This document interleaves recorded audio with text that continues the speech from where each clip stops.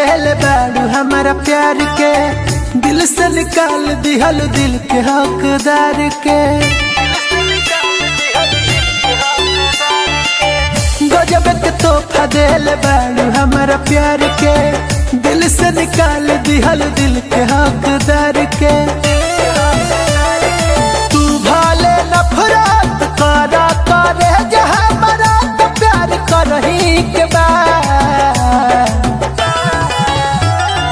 मर जाइब तोहरे याद में, एक दिन तो मरही के बाद मर जाइब तोहरे याद में, एक दिन तो मरही के बाद।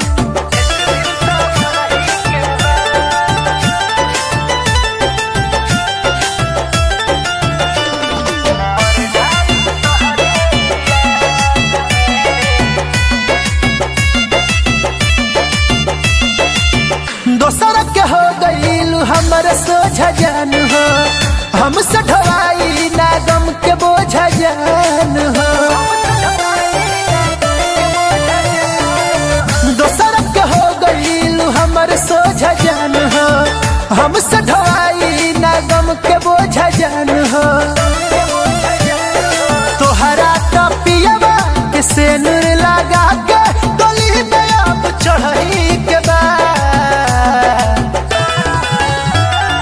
मर जाइब तोहरे याद में, एक दिन तो मरही के बाद मर जाइब तोहरे याद में, एक दिन तो मरही के बाद, एक दिन तो मरही के